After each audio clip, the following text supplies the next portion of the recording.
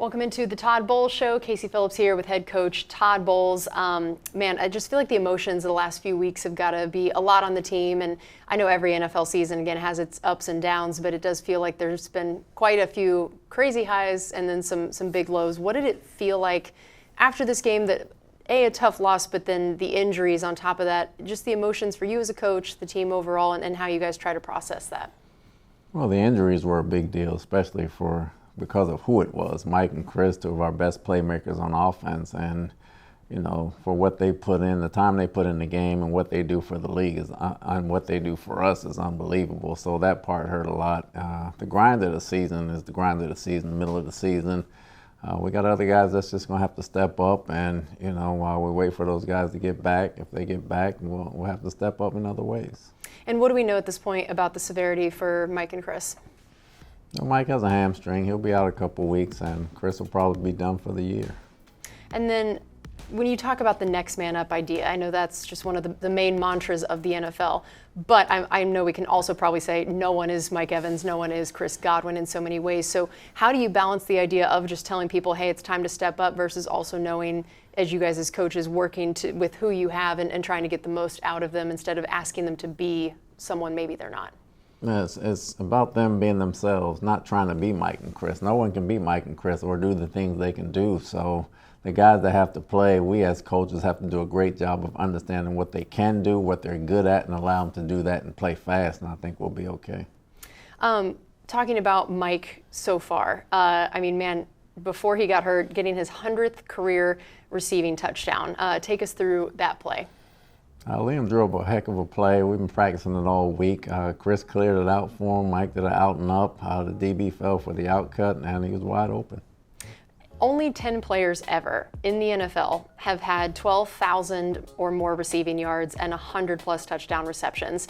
The only ones on that list that aren't in the Hall of Fame are Mike and Larry Fitzgerald. Again, not eligible yet, but obviously heading that direction.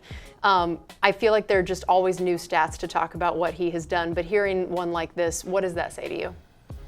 It says a lot about the man, the work he puts in every year, week in, week out during the season, no matter who the quarterback is. He's been on some bad teams, he's been on some good teams. His production has never dipped, and it says a lot about the character of who he is.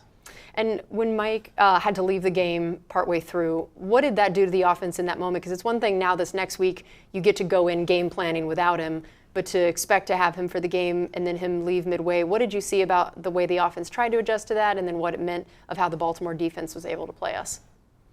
Well, it allowed them to concentrate on Chris a little bit more, but again, the other guys got to step up. We can switch game plans in midstream and make sure everybody has a role in what they're trying to do and be successful doing it. I know that early on, jumping up to 10-0 lead, that's just kind of the dream of how you want to start a game, and Baker was 8 of 9 for 101 yards in that beginning quarter and a touchdown. Offense had the ball for 10.5 of the 15 minutes in the first quarter. What did you notice about the way you guys were able to get off to such a fast start? Moving the ball through the air and on the ground. Getting off to a fast start against them was a premium because they have ball control all the time, which they end up getting anyway, but getting off to a fast start was great. We just got to sustain it. A touchdown on the opening drive for the 4th straight game, which is the longest streak in franchise history. What have you seen specifically from a play calling standpoint, knowing how often that first drive is the most scripted of what you guys are doing? What has happened from a play calling standpoint or an execution standpoint to get you guys to this place after having such a drought in that area? It's been very specific. Baker and Liam have a very streamlined game plan. They understand each other very well. They can check in and out of plays and get us to the right plays and get off to a right start and keep people off balance. Would you say it is a coincidence, or is there some sort of thing tying them together of that the last couple weeks, the second quarter has felt like a rather big shift after what's started a game? I'm going to say right now it's a coincidence, but we got to be better in the second quarter. And then for you, looking at Baker's couple interceptions in this game, what stood out to you?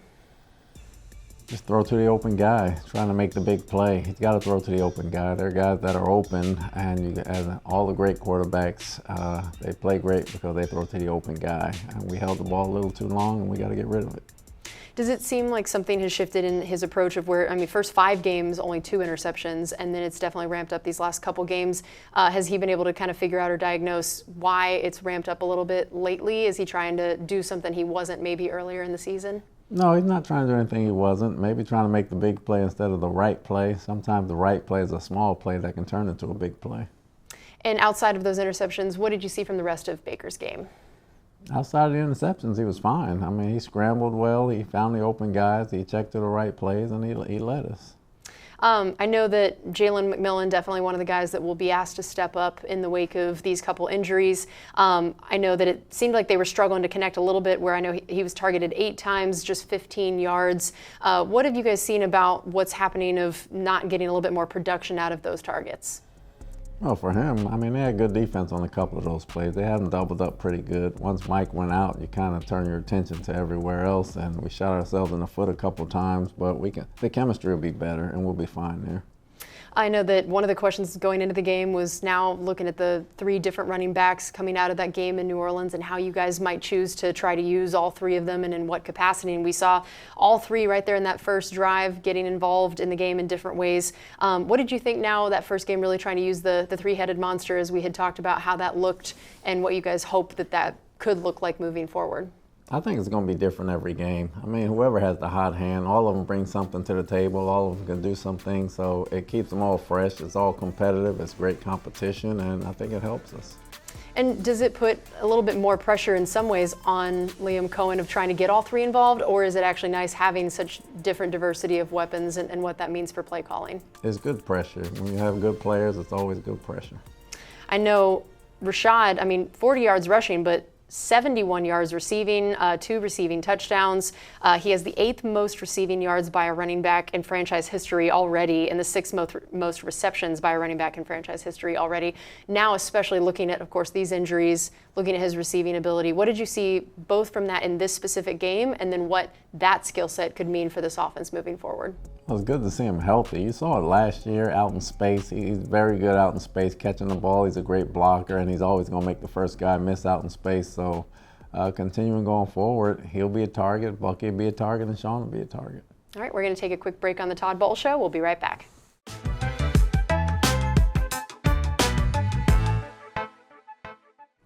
Welcome back into the Todd Bowles Show. Casey Phillips here with head coach Todd Bowles. We talked a little bit about Rashad, but tell me, Bucky and Sean Tucker, what did you see from the 2 of them in the game?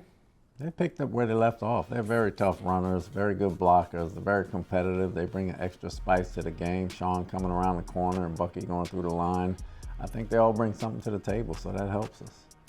Cade Otton, and again, another person I'm sure will have to step up a lot after these injuries. He was your leading receiver, had a new career high in receiving yards, his first 100-yard receiving game of his career, and man, took some big hits in that game as well. So that was pretty impressive. What did you see from him in the receiving standpoint of the game and the way that we've watched these last several weeks? It just feels like every week he's getting more and more and more involved. He made some great catches last night. I mean, the hits he took when he was making the catches and still held on to the football and even ran with the football. So and not even wearing gloves. This guy's over here showing off. He's an old school football player. He's an old school football player. He's very reliable, and we're going to count on him going forward. After starting the year not being as big a factor in the offense, I still remember when Liam jokingly said he'd apologized to him earlier in the season that he hadn't gotten more involved, and clearly took that to heart and has done it more now. What have you seen about what has changed of his ability early in the season to now, and why he's gotten a little bit more involved, and then also the areas outside of receiving that he contributes that we don't always know about? I think it's just the offense growing. As it expands week by week, everybody's getting involved. You see even more of that, and more people will get involved. I think Payne will get involved. When Cope gets his chance, he'll get involved. So the offense is still growing. I mean, they're scoring a lot of points, but it's still growing, and it's still in the beginning stages of it. We have yet to get to the middle or to the peak of that offense, but they're growing. And Sterling Shepard got that 2-point conversion. How big of a role might he be asked to play now moving forward? He's going to have to play a bigger role. Him, Trey Palmer, Jalen McMillan, all of them going to have to play a bigger role right now. And again, they're not going to be Mike and Chris. They just need to be themselves, and they'll be fine. What did you see from the offensive line in terms of the run game specifically? Got some tough holes inside. Baltimore had two big guys inside that were tough to move. We created some space in there. We didn't get the big runs, but we got the 6-7 yard runs that helped us out. And then how about in the passing game? How was their protection of Baker? For the most part, pretty good. I know for you guys on the defense, 2 sacks on Lamar in that first drive on a team that had only given up 7 sacks all season to this point. Take us through those 2 plays and what you dialed up and then how the guys executed it. Got off to a good start.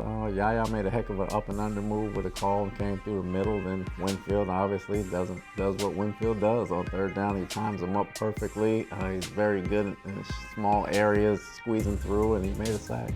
Yeah, Antoine now has 16 sacks since the start of the 2020 season, which is the most among all defensive backs in that span. What is he so good at in terms of the pass rush ability and then the ways that you try to set him up for success in that scheme?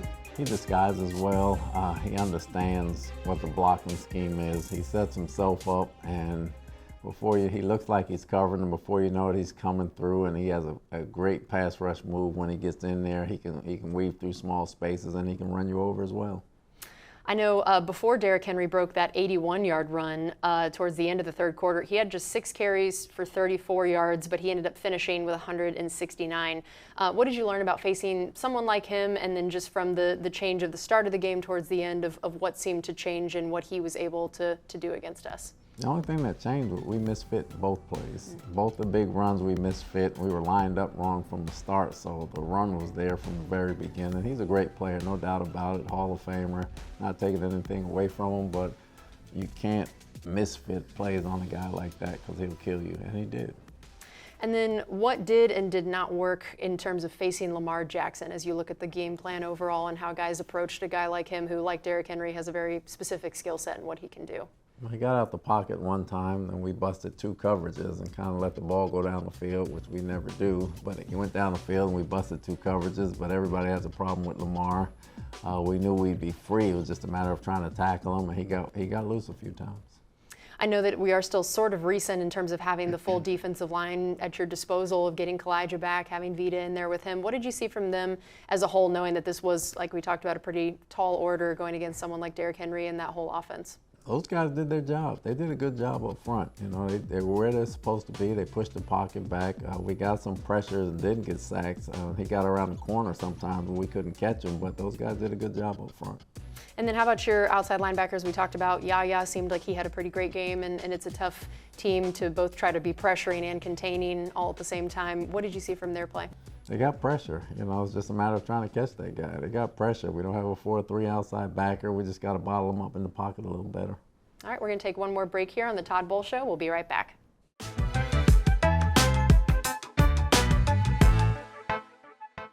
Welcome back into the Todd Bowles Show. So I know Mark Andrews is a guy who's shown he can perform at a high level for a long time in this league. What makes him challenging to cover? He can run like a wide receiver. He has a very good release off the line of scrimmage, outstanding hands, and he has good size. We knew going into the game, obviously, there'd be no Jamel Dean having been put on IR, and this time we knew Tyreek Vanderburg was going to be coming in to start the game. What did you see from him and how he stepped in for Jamel in a pretty big primetime matchup for an undrafted rookie who's getting his first snaps for the most part?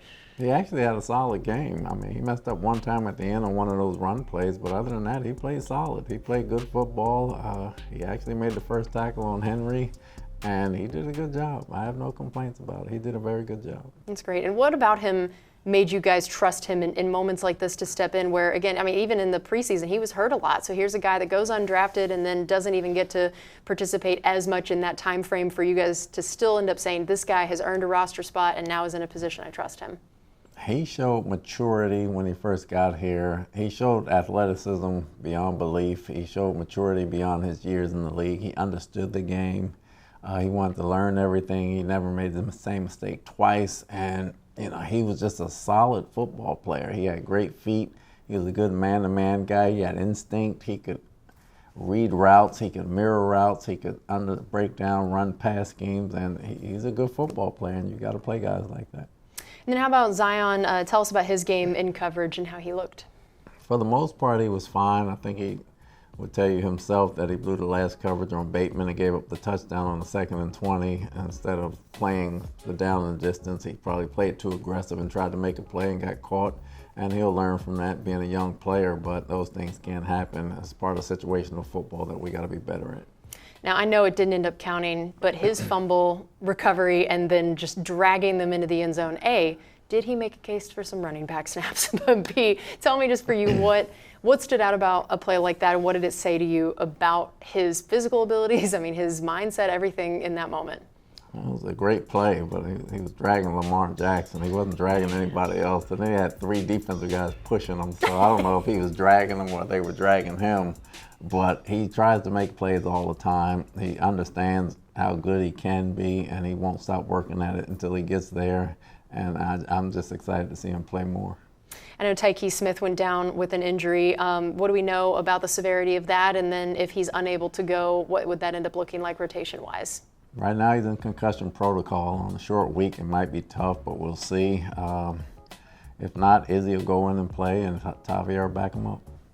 And then how had he been looking before his injury in this game? I know that the week before was obviously kind of one of his bigger performances of splash plays and big momentum swingers. And so what did you see in this game before he went down? Like, he's been outstanding for us. He's been outstanding for us. He's one of our best players over there.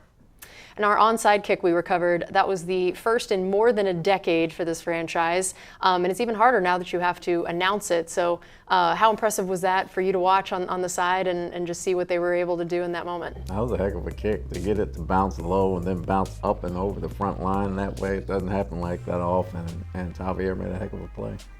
I know that Gill had been elevated for the 3rd time for this game. Tell us about the decisions at that position and moving forward, what the decision of why a guy like Gill looks like he's going to be your choice. Because he has great hang time.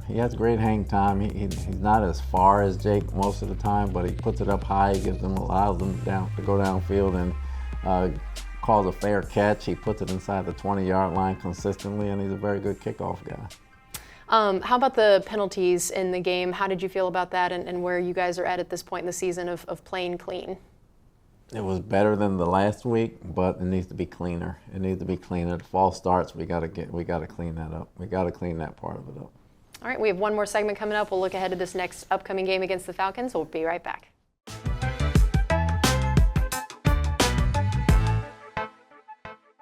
Welcome into our final segment here on the Todd Bowles Show. Let's look ahead to this Falcons game. What are the emotions you want them to feel going into this? There's a lot that just happened, but then there's the rematch idea and the division game and the importance of that. Mentally, emotionally, what do you want your team to be at going into this one?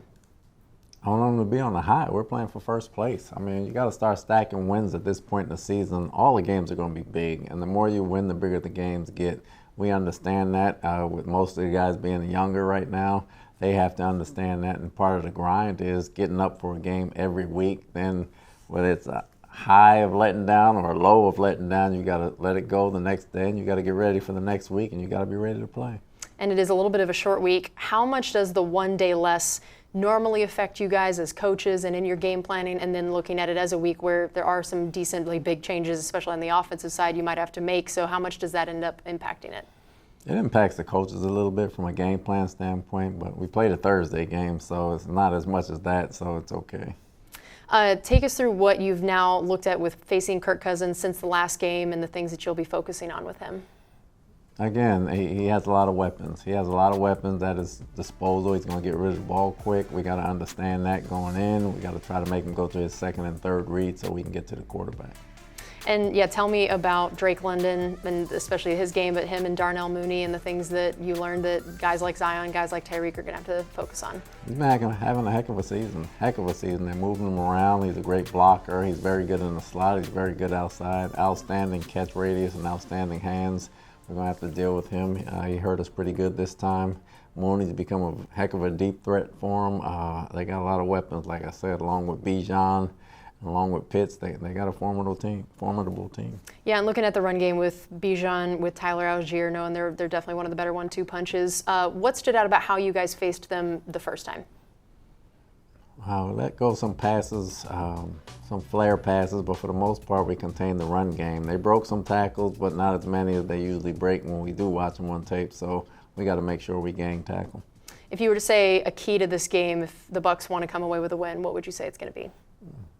Yards after catch. We got to limit the yards after catch. All right. Well, Coach, thank you so much as always for the time. We really appreciate it. Again, on a short week, we know it's pretty crazy, so thank you very much. We appreciate it. You got it.